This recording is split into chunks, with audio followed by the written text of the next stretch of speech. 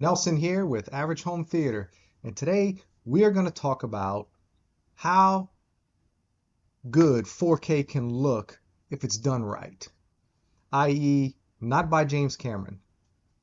So, first, I got this steelbook of The Running Man. Now, this is a reprint. Um, I didn't get it when it first came out, and I kind of regretted it because I have this movie on DVD, but I only have the digital HD copy. And, I just like anything else, I kind of put it off thinking, oh, I'll get it later, whatnot. And I never did. And when they re-released this Steelbook not that long ago, I picked it up on Amazon for like 26 bucks. And it has a slipcover, um, decent artwork, I guess. And that's the back. The inside, just one disc. You don't get a Blu-ray with this, you just get the digital code. But yeah, good looking disc. But what's even more impressive is the transfer. Now, this is not the best one I've ever seen. This movie's from what, 1986? And this looks like a 4K transfer. So basically, it looks better than a Blu-ray, 10 times better than a Blu-ray. But you still see some film grain.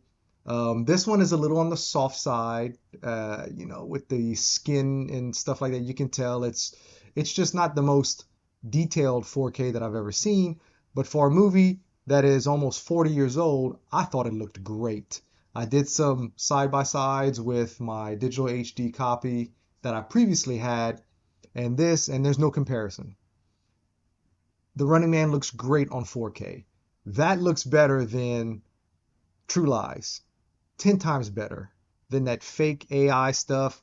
Yeah, True Lies has a couple of scenes here or there that look good, and of course it's better than the DVD we had because we didn't have an HD option at all other than streaming on Hulu or whatever. But this is how you like. It's not that hard. You scan the original negative, you know what I'm saying, and you restore the colors as best you can, and you don't mess with it too much. You don't try to scrub all of the grain off, causing all kind of things to look funky. And then when that happens, you have to use AI to try to basically add false detail. And that's what James Cameron did. So it looks like crap. Even Aliens, I got Aliens on 4K. That looks pretty good. I mean, that's probably 80 to 85% of the movie looks great. But there are a few scenes that suffer from the same thing as True Lies. You can tell they scrubbed a lot, so their face, like Newt, whenever the scene where she sees her dad has the face hugger on, that whole little scene where they're driving in the little all-terrain vehicle, I mean, looks terrible. I mean, it looks like her face is fake almost, and it kind of drives me crazy. So when you don't mess with stuff like that, you can appreciate, hey, this movie's 40 years old, but this is the best it's ever looked. And that is all James Cameron had to do. But he screwed it up. I don't care what anybody says. I don't want to hear defense of James Cameron. It's bad. It's a product. We pay for it. I expect it to look good, not fake. So anyway, The Running Man, get it. If you don't have it on 4K, if you like this movie, by all means get it because it's the best it's ever looked. Now, what looked even better than The Running Man is Major League from 1989 with Tom Berenger and Charlie Sheen, Wesley Snipes. Now, first of all, this movie's great. It's my favorite sports movie. Um, it's almost slapstick, but it's not. Somebody else mentioned that, and I was like, that's a good analogy. It's kind of teetering the line of slapstick comedy, but it stays grounded at the same time. Um, but the Steelbook is great. Look at this. It's like a locker. The back, you get some magnets, and you can take the magnets out. They're perforated or whatever. So that's pretty cool, and it sticks to the back. So you got the front, and then the back has some still shots from the movie. And on the inside, same thing. You don't get a Blu-ray. You just get the disc and the digital copy. Um, Man, this looks great. Um, if The Running Man, let's say the picture quality on that 4K is about a 7 out of 10. Oh, I forgot to mention the Atmos in The Running Man. Fantastic.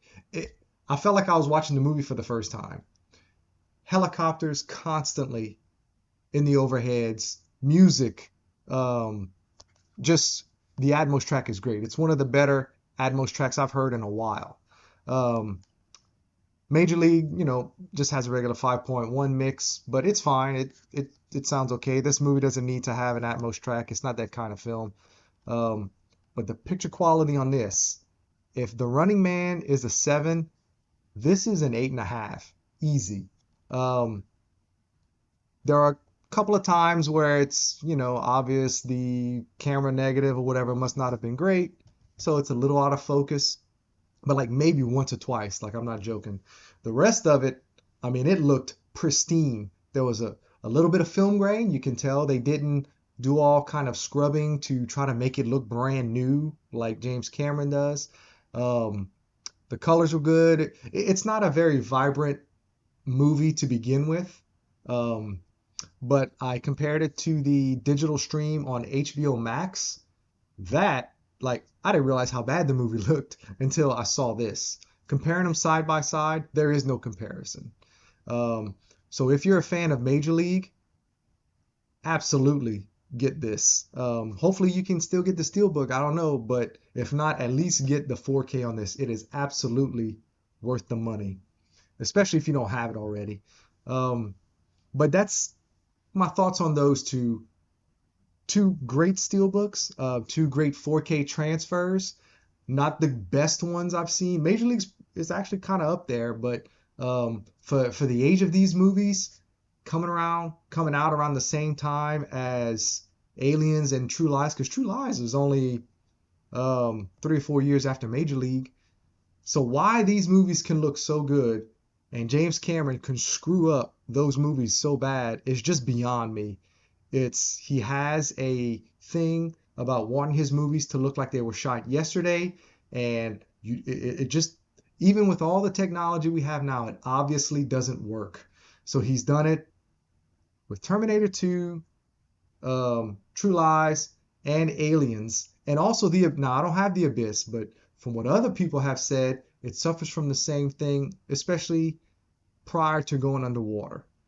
When they go underwater, from what I understand, it looks great, but I don't like that movie that much. I own it on DVD and actually VHS, and I'm just never in the mood to watch that movie, so it wasn't worth it to me to spend another $30 on The Abyss. And then now knowing what I know, I'm never gonna buy James Cameron 4K again. Like I'm done with that.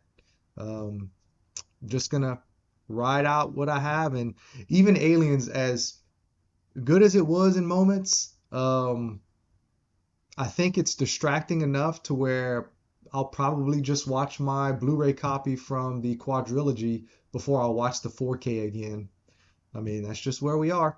Anyway, if you like this, please like, subscribe. Hey, look, if you disagree, please let me know. And if you're interested in getting The Running Man or Major League, let me know, and I'll catch you guys on the next one.